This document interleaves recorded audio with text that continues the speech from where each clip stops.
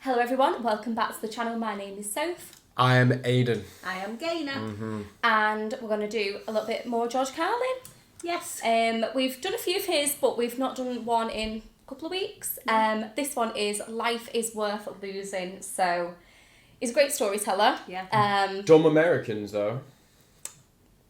Well, if you're an American and you call yourself dumb, Yeah. so be it. Yeah, he's American, isn't he? Yeah. George, I'm American, yeah. George. What are you doing, mate? Let's see. I'm joking. So, Life is worth losing. Dumb Americans, George Carlin. Let's go. Say what you want about America, land of the free, home of the brave. We got some dumb-ass motherfuckers floating around this country. Dumb-ass motherfuckers, you know? Yeah.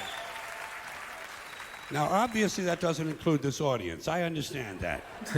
You seem intelligent and perceptive, but the rest of them, holy jumping fucking shitballs.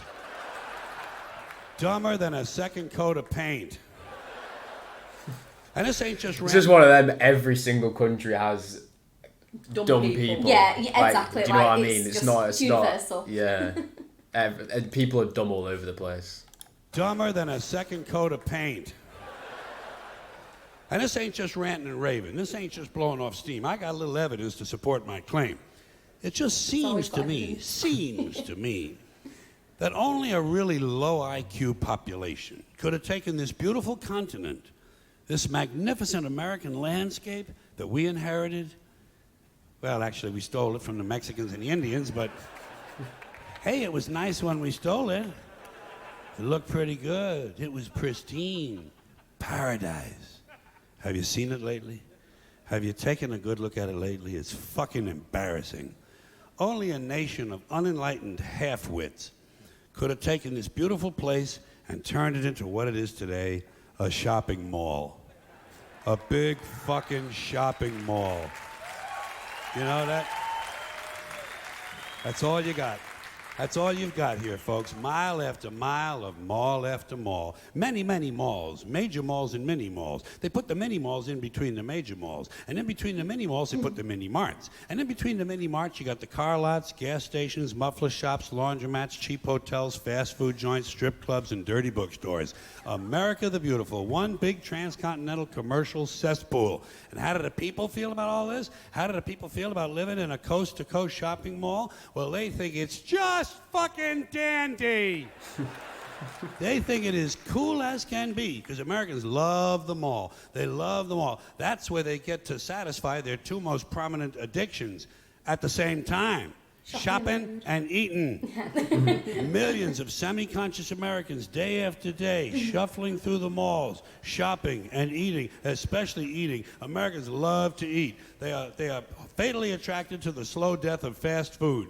Hot dogs, corn dogs, triple bacon cheeseburgers, deep fried butter dipped in pork fat and cheese whiz, mayonnaise soaked barbecued mozzarella patty melts. Americans will eat anything. If you were How does he remember know. say all that so quick? You just know if you went out for like a meal with him, you couldn't shut him up. It's storytelling all Well, night. you noticed this must be like towards the end of his gigging because he's gained quite a lot of weight in his face and he looks a lot older. You always notice stuff like that, don't you? Yeah, I do. Yeah. I would have just said he looks the same. Would you say the shopping malls? I mean, I know probably what the answer is. Would you say they're better over here or in America?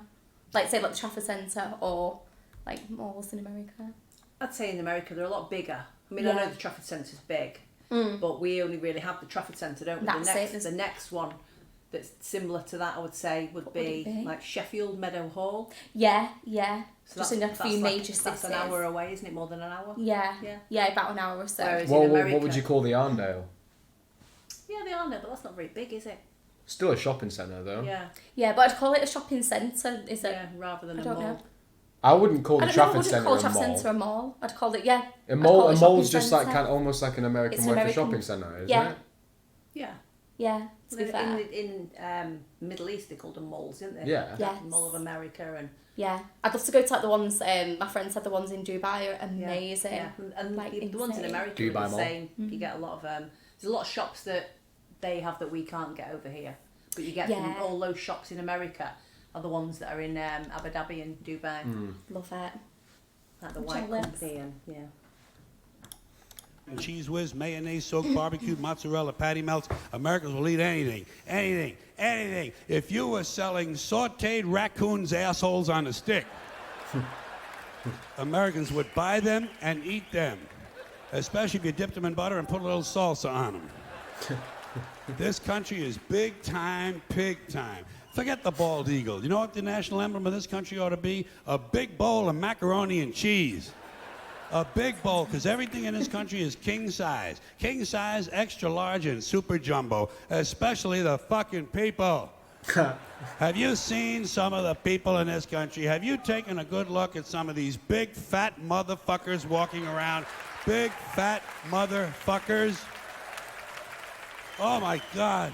Huge piles of redundant... But you can tell this actually annoys him, doesn't it? Yeah, Like, he's getting a little bit angry about it. Yeah. Protoplasm, lumbering through the malls like a fleet of interstate buses. The people in this country are immense, massive bellies, monstrous thighs, and big fat fucking asses. That's what he thinks, And if doesn't you it? stand there for a minute and you look at one of them, you begin to wonder, how does this woman take a shit? How does she shit? And even more frightening, how does she wipe her ass? Can she even locate her asshole? She must require assistance. That's actually something I've never thought about. Are paramedics trained in this field? And standing right next to her, of course, with a plate full of nachos and a mouthful of pie is her clueless fucking husband, Joe Sixpack. With his monstrous swollen beer belly hanging dangerously out over his belt buckle, this guy ain't seen his dick since the Nixon administration. And if you stand there and you look at the two of them, you begin to wonder to yourself, do these people fuck? Is this man actually capable of fucking this woman? It doesn't seem structurally possible that these two people could achieve penetration. Maybe they're in that Cirque du Soleil or something. Telling you, the people in this country are every one of them is 50 pounds overweight. They are gargantuan. And in the summertime, God help us, in the summertime, they all want to wear short pants. Jesus, Lord, protector of all that is good and holy, deliver me from fat people in short pants. They all got short pants, big bellies, fat thighs, and dumb kids. Short pants, big bellies, fat thighs, and dumb kids. Every one of them's got two dumb-ass kids with them. And the whole family is wearing T-shirts, and every one of them's got the same T-shirt. I'm with stupid. Apparently in this country, the stupids are an extended family. And besides wearing them T-shirts, everyone in the family's got on a backpack. They got a backpack strapped to their back so they can carry around lots of stupid shit. And the reason they got to carry their stupid shit strapped to their backs is because their hands must remain free at all times to hold food. And to get that food up to the mouth where it gets shoveled in with all the rest of the disgusting shit they ate that day. And another reason for the backpacks is these people are going to buy even more stupid shit. They ain't got enough stupid shit at home. They just had a stupid shit sale. They ain't going to buy more. They're going to go out in the parking lot and stuff this stuff into the big, fat, ugly, oversized SUV that's got plenty of room in it. Plenty of room in it for stupid shit and lots of room left over for these big, fat, ugly motherfuckers to get them home. Stopping, of course, for jelly roll and fried dough. These people are efficient, professional, compulsive consumers. It's their civic duty. Consumption. It's the new national pastime. Fuck baseball. It's consumption. The only true, lasting American value that's left, buying things. Buying things. People spending money they don't have on things they don't need. Money they don't have on things they don't need. So they can max out their credit cards and spend the rest of their lives paying 18% interest on something that costs $12.50. And they didn't like it when they got it home anyway. Not too bright, folks. Not too fucking bright. But if you talk to one of them about this, if you isolate one of them, you sit them down rationally, and you talk to them about the low IQs and the dumb behavior and the bad decisions, right away they start talking about education. That's the big answer to everything. Education. They say we need more money for education. We need more books, more teachers, more classrooms, more schools. We need more testing for the kids. They say to them, well, you know, we've tried all of that, and the kids still can't pass the test. They say, don't you worry about that. We're going to lower the passing grades. And that's what they do in a lot of these schools now. They lower the passing grades so more kids can pass. More kids pass, the school looks good, everybody's happy, the IQ of the country slips another 2 or 3 points, and pretty soon all you'll need to get into college is a fucking pencil. Got a pencil? Get the fuck in there. It's physics. Then everyone wonders why 17 other countries graduate more scientists than we do. Education.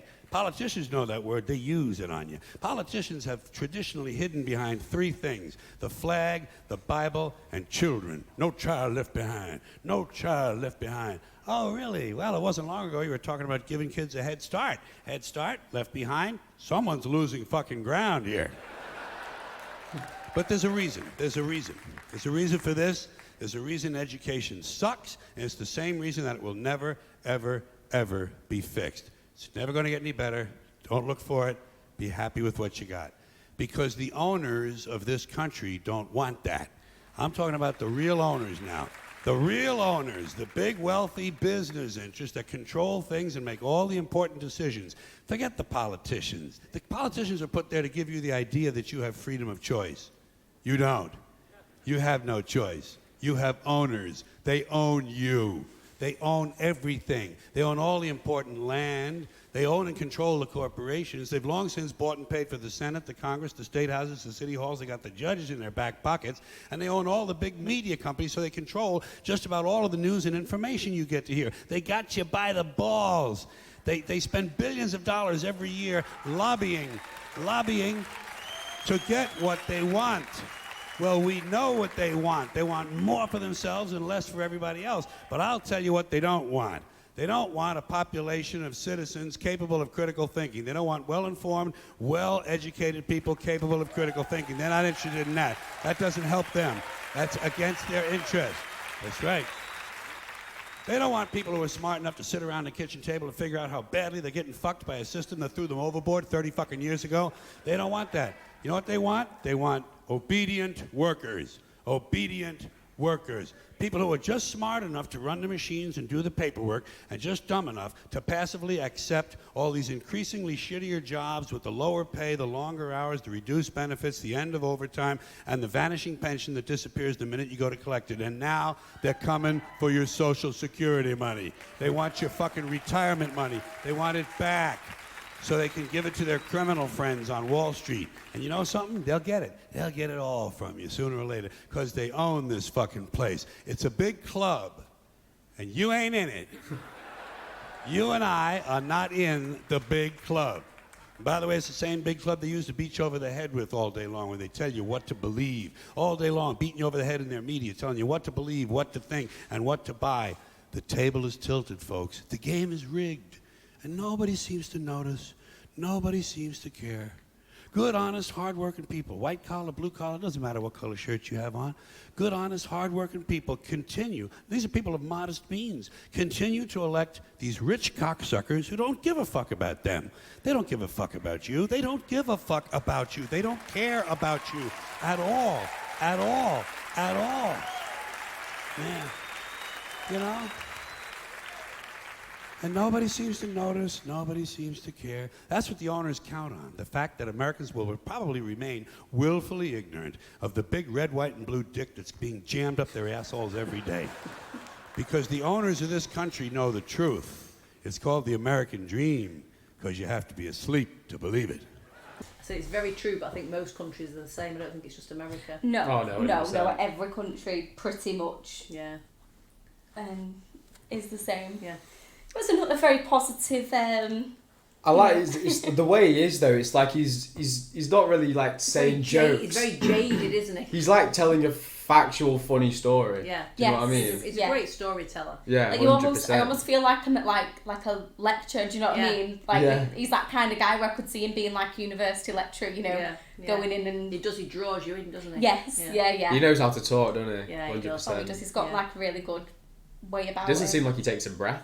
No. Yeah, I anyway. wonder what year he passed away. I didn't even know he was dead. Yeah, he passed away. Yeah. I'm just wondering what year, because that was 2005.